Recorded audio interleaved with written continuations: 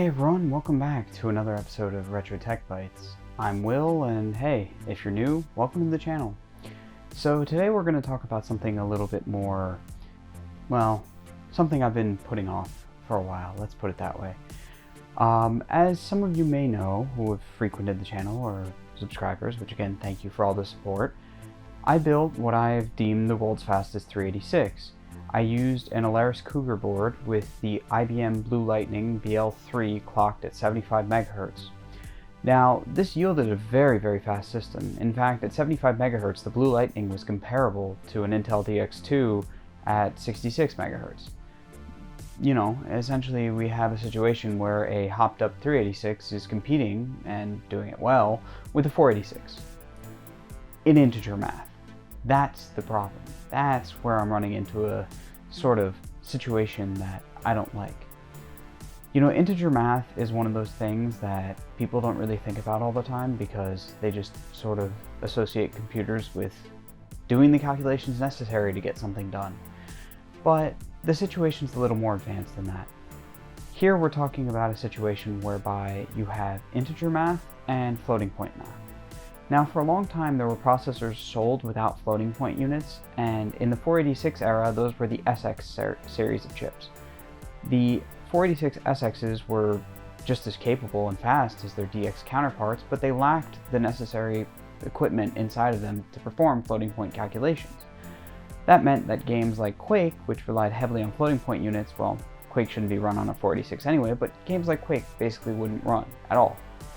And games like SimCity that actually leveraged the floating point unit for faster calculation, well, yeah, performance was there, but it wasn't as good as it would have been on a DX counterpart. Now, for the average user in 1993, that wouldn't have mattered, because most people weren't running programs that required complex calculation. Most people weren't doing CAD designs or anything of that sort. But, you know, I was thinking about it, and I was sort of in this weird situation, because the Blue Lightning system, it's been fantastic. But I found myself wanting more, and the versatility of the system was good, but not great. And the reason I say it was not great is because the board itself can only accept a 486 on top of the existing Blue Lightning. It can't take another 386. It can take different 387s though. And again, that's where the issue is. This bugger, the 387. This is a Cyrix Fast Math. This is what I had in the system, and it was, well, a very fast floating point unit, courtesy of Cyrix, but it's not what I needed. I needed something that was able to do all of the things that an actual DX2 could do, and I wanted to be able to play games like Duke Nukem 3D at an acceptable level, not necessarily having to lower the details. That's one of the things that I found myself sort of struggling with, having to work through in order to get the system to run games that I wanted to play. After all, at the end of the day, it was the 386 with 16 kilobytes of write-back cache, a fully 32-bit data path, and clock tripling, but it was still a 386. So it's time we built something a little more diverse. I've needed a system for a while where I can do some 386 stuff and some 486 stuff. And yeah, let's take a look at that. So, welcome back to another episode of Retro Tech Bites.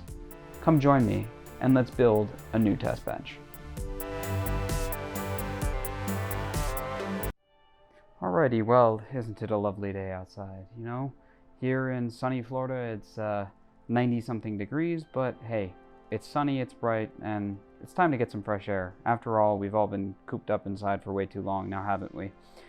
But, laid out before you, you see the parts that I am, well, deciding to use, at least for this build.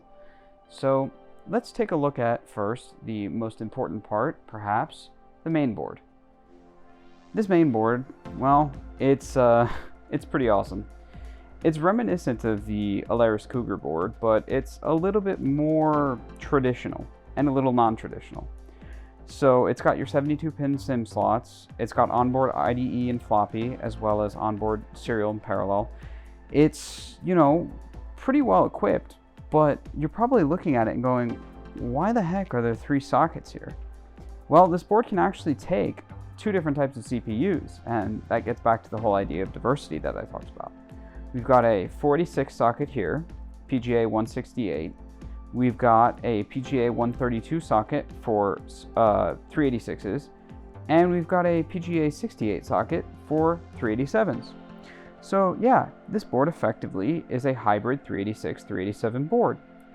Now, one of the things that's interesting about it, and one of the things that caught my eye, is normally this socket is integrated into the 486 socket in a way that's kind of annoying, because the 486 will have pin A1 oriented here, and the 387 will have it oriented here. Put it in wrong and poof. We don't want that. The other thing that's really nice about this board is it has VLB, and yes, these 32-bit VLB slots are fully compatible with the 32-bit 386DX. That is not a problem. They work as intended, and it doesn't matter that the system is a 386. Also, let's talk a little about this chipset here, shall we? This is the Symphony Hayden 2 chipset. It's very fast and kind of a unique chipset. Symphony was a company that apparently made chipsets in the United States, and the Symphony Hayden chipset was, at the time, the top of the line that they produced. It was actually capable of accepting cache, and the cache is fully functional on both the 386 and 486. And, well, the memory throughput, latency, and overall speed of the chipset is very, very comparable to high-end chipsets of the era. In fact, favorably comparable, so much so that I was surprised by its performance. As you can tell too, for such a complex board, there's relatively few jumpers. That's one of the things that I really liked. These jumpers here and these two really are the only ones that you have to concern yourself with when alternating between a 386 and a 486, which is fantastic. Most of the information that you need is silk screened onto the board, but for the most part, the information is available online. I've seen this board out there before, but only in the ISA only version, not in a version that has VLB. So when I saw it, I had to jump on it. Oh, and one more weird thing about this board, it actually has what's labeled mouse here. Now, I can't confirm that this is a PS2 mouse port, but eventually I'm going to look into it and see what this is. It might be a bus mouse port, but either way, this thing's capable of handling a mouse all on its own. I generally just use a serial mouse, but hey, it would be kind of cool to be able to get full PS2 on this, wouldn't it? But otherwise, that's the board. So let's take a look at some of the other components.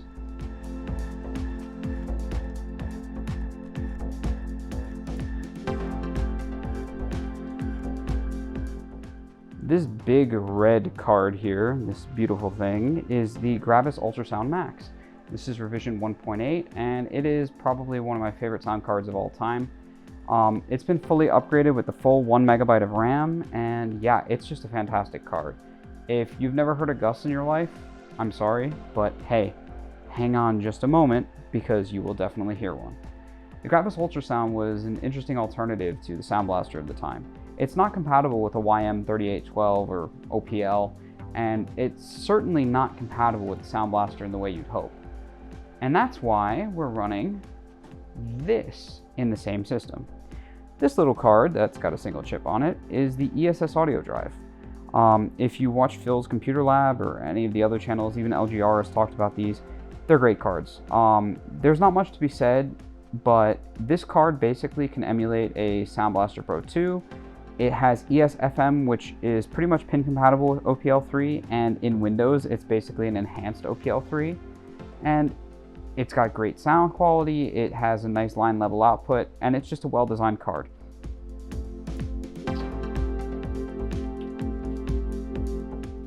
So we've talked about the heart and soul of the system. What about the brain? Well, for this, we're going to use an Intel DX2.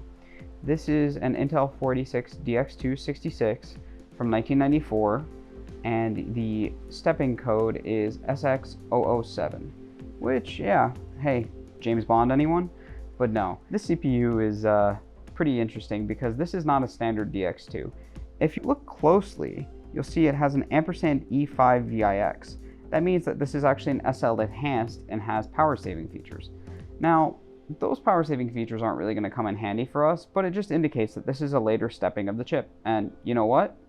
Let's try it out and just see if there's any differences.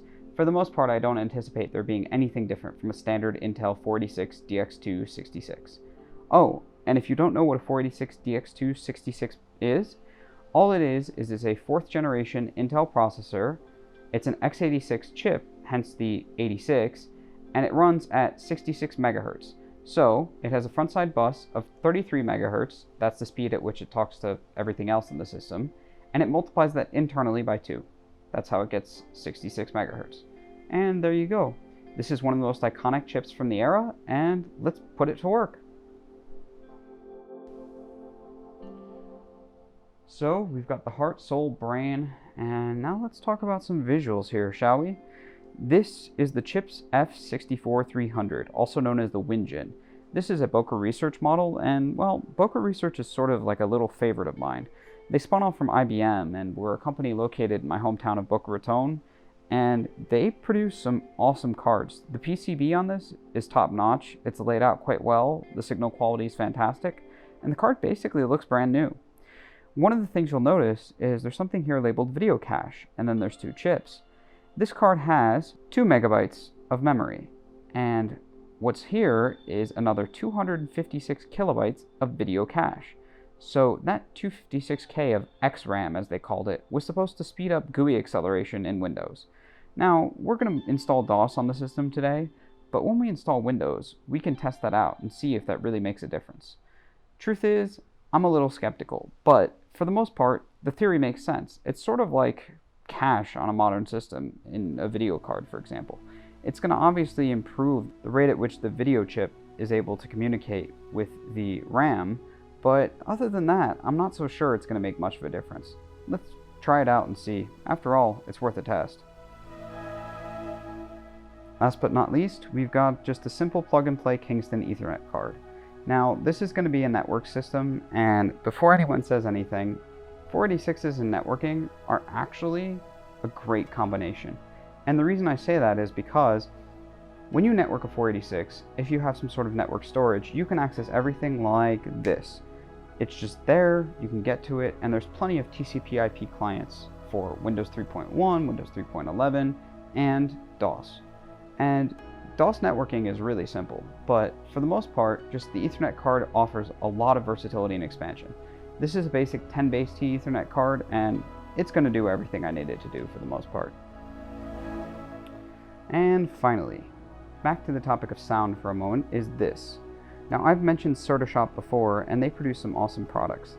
This is their new E-Wave, also known as the Mic Auto, which is a little wavetable daughter board that uses an ESS chip. This ESS ES692S is actually something that came on some models of the ESS audio drive. So why not put them together and see how it sounds? After all, it's supposed to be a decent chip, and knowing Certashop, they produce excellent products, so I myself have only heard a few samples, but let's put it to the test and see how it actually turns out and sounds. Otherwise, the assortment here is pretty standard. What you're looking at is nothing more than the average system, except for the fact that I'm going to double the average RAM. Most people stuck with 16 megabytes of RAM, but right here we have 32. Why? Well, why not? This is also 60 nanoseconds RAM, so it should be a little bit faster. The only other thing of note is the system itself is going in the old case that I've used before, which that's the case I cleaned up in the last video. Anyway, I'd say it's high time we get building, so let's go ahead and get this thing together. One of the things when building these systems, as you've seen me mention before, is that these cases were a little bit more finicky than their modern counterparts. Baby AT cases are awesome, and don't get me wrong, they're built like tanks. But the fact remains, there's just some differences that, most people aren't going to be used to if you're a first-time builder of these things. One of them is the mounting bracket. These systems generally have these holes where you put plastic standoffs in the board. Now, I've pre-placed them in the board for simplicity. The general idea is this. The standoffs that are already on the bracket are there for simplicity's sake. They're not necessarily there as the only supporting mechanism. You're going to want to put these plastic standoffs in on the board. They just make a huge difference as far as quality of life, and look, the board barely moves. That's exactly what we're looking for. So, let's get this screwed in and head on to the next step, which will be getting everything in.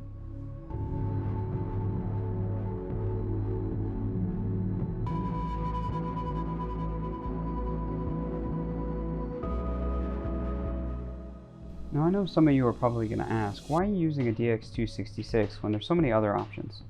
Well, the DX266 may not be the fastest 486, but it certainly is a quintessential model. One of the things that I really like about this board is the FSB jumpering is literally one jumper. Boom, done. I just moved it from 20 to 33 megahertz and that's it. The board itself is really easy to adapt to, and keep in mind this is a pretty early board since it could still support 386s. With that in mind, I figured I don't want to build the fastest 486. I want to build a compatible 486. And that's what we're doing today, building a compatible 486. No more, no less. With the RAM in place, we're pretty much done with the basics here. That's how simple this is. This system's really not hard to put together because this board is so easy to work with. Part of the reason it's like this actually, and one of the things that I probably should have mentioned earlier, but it's worth covering anyway, is this board was made by American Predator Corporation. They still exist, but their entire game plan was to make boards for industrial partners. So this board was probably used in an industrial setting, and yeah, it's robust, it's well built, but it's simple. And that's probably why everything's integrated on the board, and yet it's so backwards compatible. The fact is, when you're working and you're using CNC machinery or other sorts of mills or things, you want a system that's not going to fail, but that also can be compatible with the software you need to run, you know, the $50,000, $100,000, $200,000 equipment without having to upgrade. And yeah, that's what this was. This was backwards compatible, but also forwards compatible. It was robust, it was simple, and it just plain worked. Let's get the board in the case with the CPU and RAM now installed. So, I don't know, you may not remember, but basically the way to install the board in the case on these is just, the entire motherboard tray. You just put it right in, you screw in 3 screws, and you are done. In some ways, I wish modern cases still had this because, well, it makes maintenance really simple. You just pop it out, pop in a new board, and problem solved. Problem upgraded. Whatever you want to do. AT systems were so much more compatible in that sense. But the AT standard, as you can tell, is just a weird size. And that's sort of its downfall. AT also uses live power from the power supply, which some people may not want to mess with. It's not necessarily dangerous, but without a doubt, ATX is simpler with its soft off and soft on capabilities. So yeah, with the board in place, we can start getting other things in and getting things wired up. Now isn't that just a beautiful sight? Quite simply, this board is just, yeah, it's that easy. It's already in, it's pretty much wired up, and it's time just to get the rest of the things together. Now, one of the first important things I'm going to do is start wiring up the front panel. So what you have here, like on a modern computer, is reset switch, power LED, hard drive LED, turbo button, which, well, if you're new to old computers, one of the big things is they had turbo buttons that didn't make the computer faster, but actually let it run slower, and it became a turbo XT or AT or whatever you want to call it, because it was meant to be backwards compatible with programs written for the 4.77 megahertz IBM PC. And yeah, the turbo LED. So I can't exactly remember which is which, and the labels are long since gone, so we're going to guesstimate. But I know for a fact that this is the turbo. This is definitely power LED. I think this is turbo LED. This should be hard drive LED, and this should be reset. So let's take a look in here. Now, this actually has a really nice system on the board where everything's just laid out separately. Sometimes these jumper blocks are kind of mashed together, but if you see here, everything's separated out nicely. And again, that can be attributed to industrial design. Now, interestingly, this board only really has the option to add a turbo LED / turbo switch on one. In this case, unfortunately, uses 2, so yeah, may not get the LED, but we'll at least get it functioning. And yeah, last 2, I do not see any jumpers on here for hard drive LED and power LED. There's something labeled front panel, so we can try that, but let's just leave it for now. We don't really need those LEDs at the moment, and we'll know whether it's on or off because, quite frankly, it'll be on or off. That, and the case has a GoTech in it, and if the floppy emulator is lit up, then it's on. It's got power. So first things first, let's pop in the VLB video card. This is just a matter of putting it in the bottom slot. Now, this board actually does a little bit of VLB bus mastering, and the way I figured that out is it seems to prefer the primary VLB card be in the bottom slot So let's just go with its kind of irksome preference and just pop it in. Next, we'll put in the Gravis Ultrasound, which, yeah, the Gus is a really big card, so I just kind of want to put it here.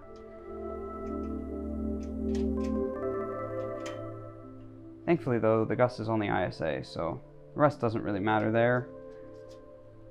Let's put in next the CPU fan, actually, because we don't want to get that covered up. Now, I don't really need a CPU fan on a DX266, but I'm going to put one on there anyway because these things do tend to run a little hot, and these cases, as you can imagine, don't have the best airflow. Considering the only fan in the case is the power supply fan, yeah, let's just pop one on here and done. Okay, so next up, let's get the E-Wave clipped onto the ESS audio drive. So how do you use these? Well, it's as simple as 1, 2, 3. There you go. You now have wavetable sound on your ESS audio drive. Brought to you by the E-Wave. Boom, that's another card in. And last but not least, we'll put in the network card. Now, one of the things that's sort of annoying, to say the least, about the system is we need to put in a few other things before we can kind of get this thing up to speed. We need, obviously, some sort of storage, and that's not annoying. The annoying part is I'm going to use a compact flash card, so I'm not going to be using that hard drive tray. Yeah, you may say, well, a hard drive is more traditional, more authentic, but the truth is the compact flash cards can be read by modern computers, so it's a matter of just dragging and dropping files. I know it sort of makes the network card redundant, but it's always nice to be able to just pull a card out of the front or back of your system and pop it in your computer and drag over a new game and try something new. And this is meant to be a test bench for 386s and 486s, so I'm going to be swapping out parts a lot. And with that in mind, this thing's never going to stay in one configuration, and there's never going to be one set of software on it. So yeah, compact flash card it is. But for now, let's get the card secured in place, and we'll put in the compact flash adapter and go from there. As far as compact flash adapters go, I like to use these bracketed ones. They're pretty simple, and unfortunately, while it doesn't have an activity LED that goes externally, I suppose I could always solder some pins on and take this current one off. That may be something I'll try next, but for now, let's just get it in the system and go from there. So I'm going to attach, preliminarily, the IDE cable to the motherboard. So if you've never done this before, pin 1 is always designated by red, and it's just a matter of taking it, lining it up with the 40-pin connector, and pushing down. And there you go. The IDE cable is connected to the motherboard. Let's do the same with the floppy cables, since, yeah, the floppy drives are already in the case. Kind of cheated there, but you'll see why I did that. Frankly, this is an upgrade, not necessarily a completely new build, so I figured it's not worth showing the same thing twice. But we'll need a floppy cable that has an A and a B, since we're going to be using a 5¼ inch floppy, as well as our Gotek 3½ inch floppy emulator. Now, as far as this goes, it's just a matter of providing external power via a Berg or floppy power connector, popping the quote-unquote card into an empty slot, even though it's not actually a card, and securing it in place with any screw of your choice that fits. Now, the reason I'm putting it here is I figured quite simply that, yeah, it fits. I don't necessarily want it on top because I want to be able to plug in my COM port and LPT port, so that way if I hook up any serial or parallel devices, I got those in check. So, just line it up. So the IDE cable is connected. Take your screw, and done. That is in place. Just want to make sure no pins are touching, nothing's contacting, no probability for shorts, and we're looking good. Almost done. Can you believe it? I certainly can't. Alright, serial, parallel. Nothing fancy here, just standard cables. So you just connect them to the headers on the motherboard, make sure pin 1 is at pin 1, and you are good.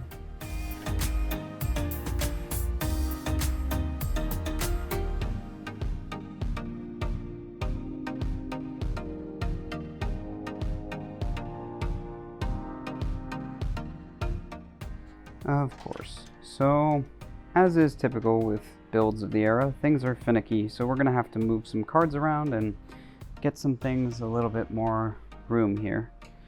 So for now, I'll be blocking off the top VLB slot since we have a built-in floppy and IDE controller that's seemingly on the VL bus. I'm not actually sure.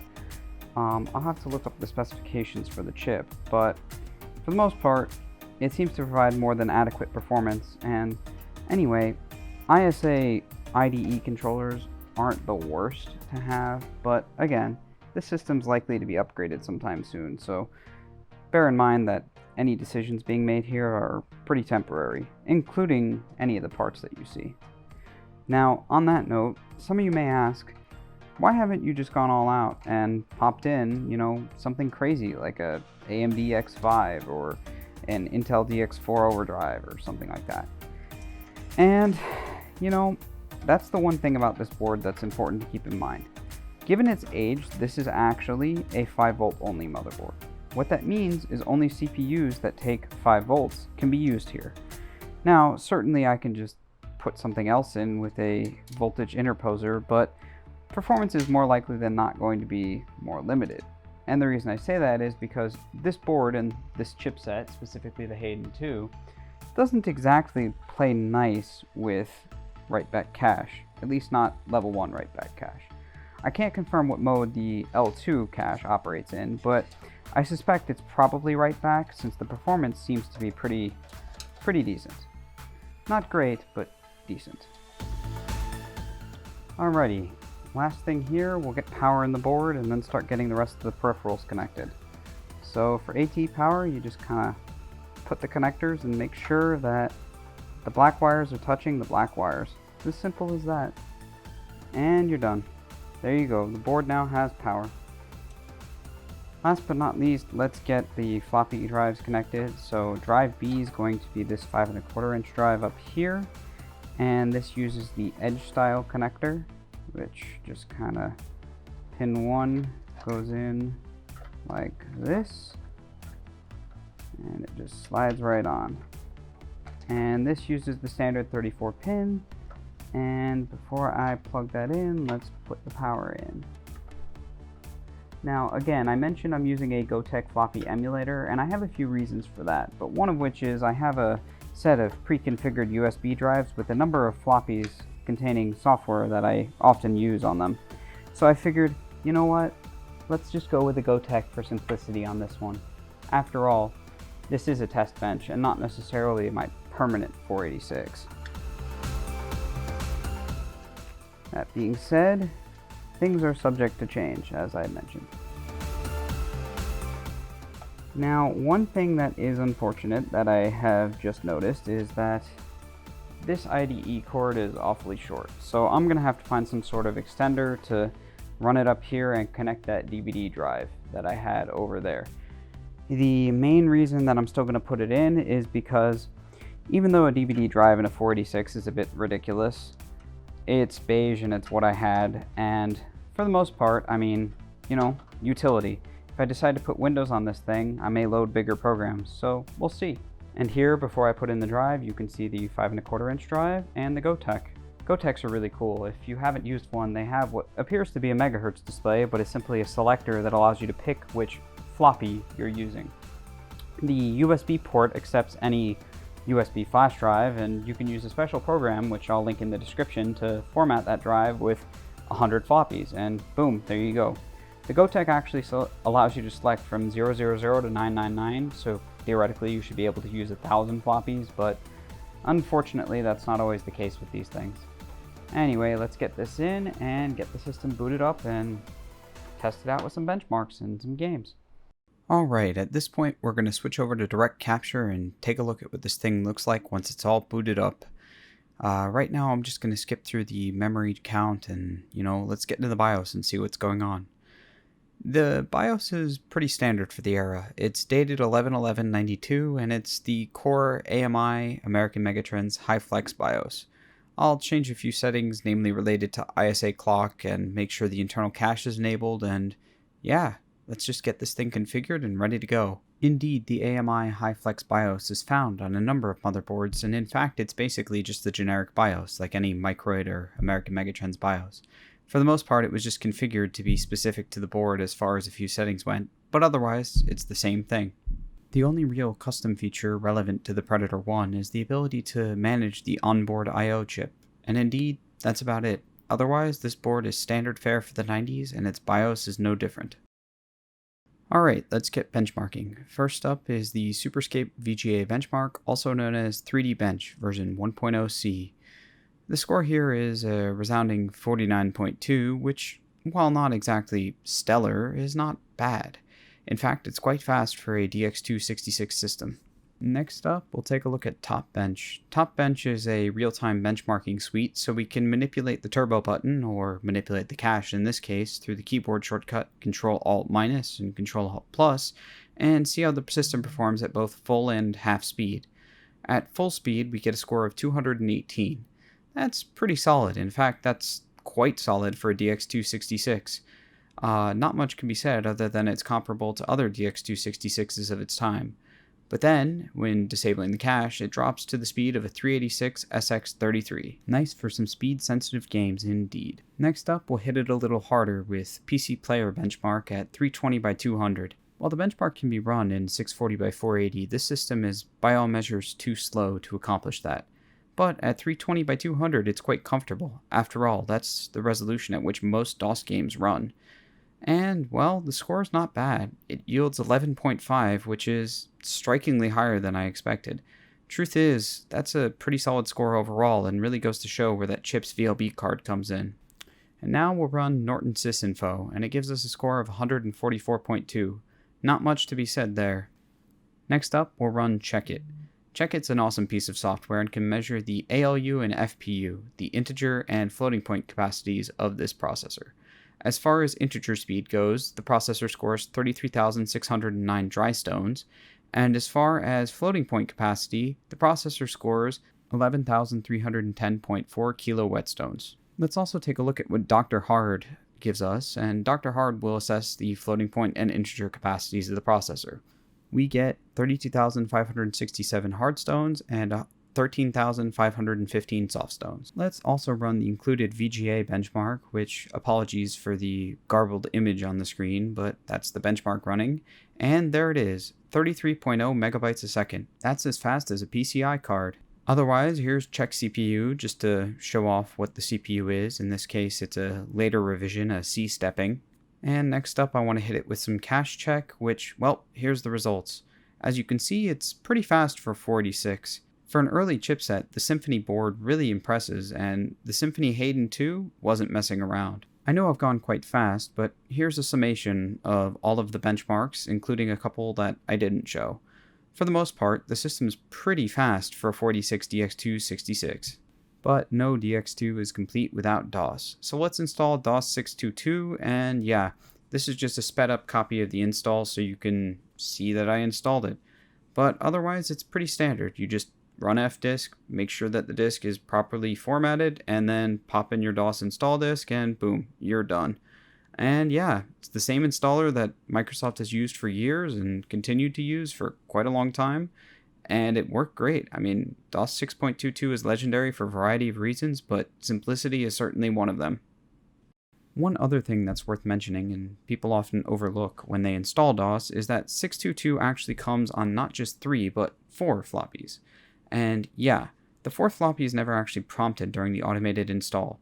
Why is that? Well, it contains supplemental utilities. So after this install completes, we'll go ahead and install it.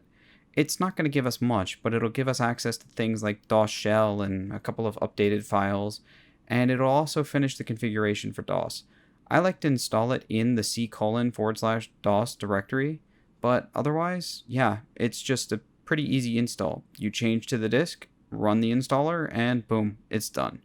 But unfortunately, it's not automated as part of the total DOS install, and it's not exactly necessary. but there are various reasons to do it. One of which is, yeah, you want to play gorillas.bass? Yep, that's how you get it. If you're not familiar, or you've never played it, or the name doesn't ring a bell, Gorillas is that game with two gorillas on a bunch of buildings, and it's kind of like tanks. You just throw bananas at each other, and yeah, it's one of those legendary games that just happens to be so simple it works. Speaking of games, let's play a few. I'll list the names and the sound cards I'm using since this machine has a bunch of them, and yeah, sit back, relax, and enjoy.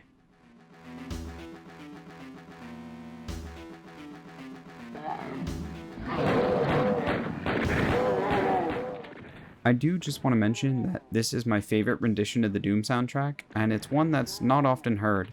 It's very specific. You need a Gravis ultrasound and Pro Patches 1.61.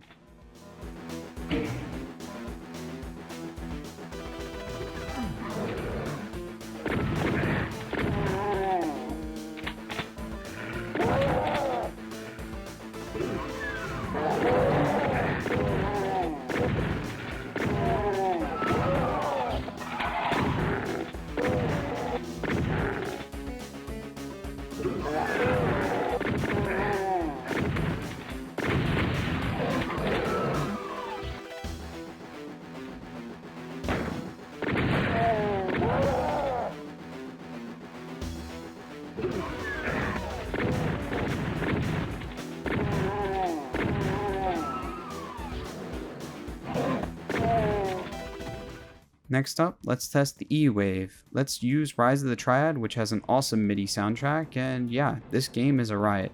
If you've been on the channel before, you've probably seen this game, and if you're new to the channel, it uses a modified copy of the Wolfenstein 3D engine that was heavily upgraded, and it's just absolutely a riot. It is literally the A-team in a game, and in many ways it's a parody of the action genre in general, but it's brilliantly executed, and it's just a blast.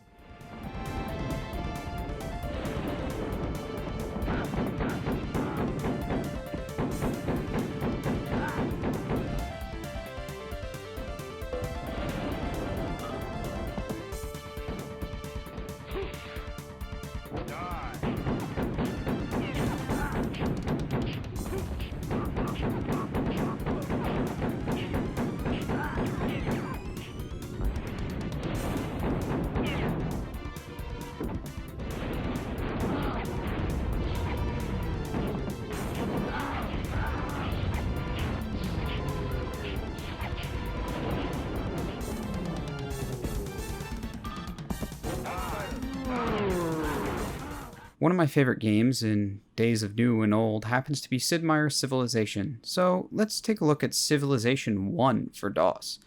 Civ 1 is a slower paced game and doesn't offer much in the way of sound, but it's a very easy to play and enjoyable game. It's essentially just one of those world builders. You build a city, you're a leader, and you try to build an army, conquer the world, settle, build resources, expand. And it's one of those games that's so simple it works, but also complicated enough that it keeps itself engaging. There's a lot of mechanics involving, research and development, scientific achievements, and the game is not as user-friendly as later Civilization games. But that being said, there's a certain charm to it that just lasts, and it's a lot like a tabletop game. So if you haven't played it, here's Civ 1.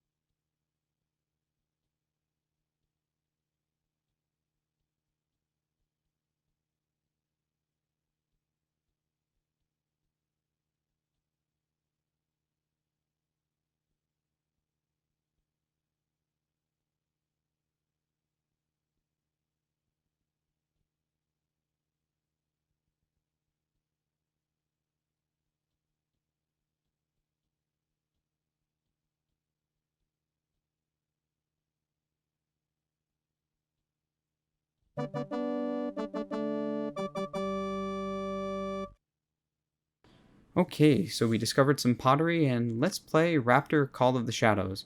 Raptor is a lot like Tyrion if you've played it before, and if you haven't, it's basically a side-scroller shooter, and It's one of those games where you control a little plane, you shoot down enemies, and it's pretty simple. But it's got an awesome soundtrack, and it sounds great on the Gus.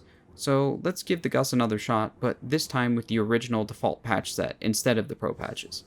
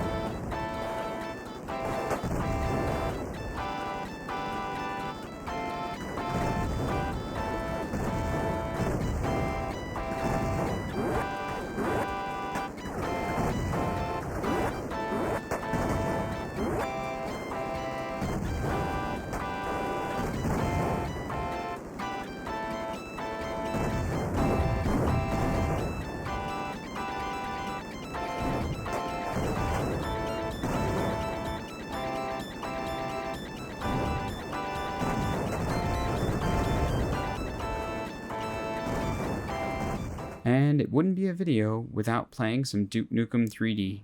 Duke 3D is one of my favorite games of all time, and there's not much to be said about it, but generally, it's just one of the best executed 2D, well, 2.5D shooters of all time. It uses the build engine, which scales quite well, and at 320 by 200, it should run on a DX266. We'll use the built-in frame counter to keep track of how things run, and, you know, it's not bad. At between 15 and 20 FPS, it's quite playable, but dropping down onto the city, the FPS actually seems to increase a little bit as the draw distance decreases. This makes sense. The DX266 was the recommended minimum processor for the game, so let's push it to the test and see how it goes. Come get some.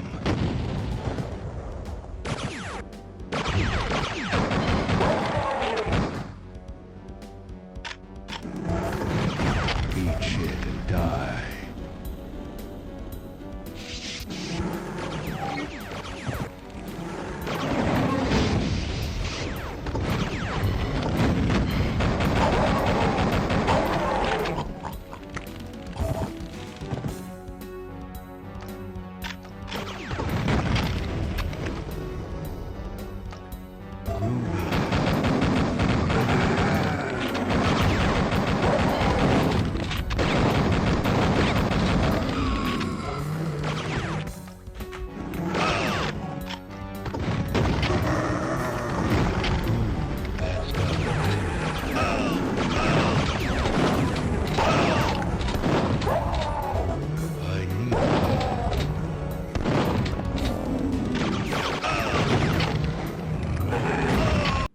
And hey, if you made it this far, here's a little surprise. Let's run the Quake benchmark on this and see how it does. I know 486 Quake Race isn't really a thing at the moment, but you know what? This is a 486, this is Quake, and on a DX266, it actually runs surprisingly well. The results might shock you, but then again, that's kind of been the motto of this build, hasn't it? Something that can take 486s and 386s, is faster than your average hybrid system, and does everything we need it to do and more. Say hello to the new test bench. Thank you very much for watching, and I hope you enjoyed this build. If you enjoyed the build, feel free to drop a like, subscribe, and stick around for more. But hey, overall, I hope you had some fun, and I just want you all to know, it's not that hard, and you can do it too. If this is something you've thought about getting into, I highly encourage you to reach out, and you know what? Here's to the world of retro games.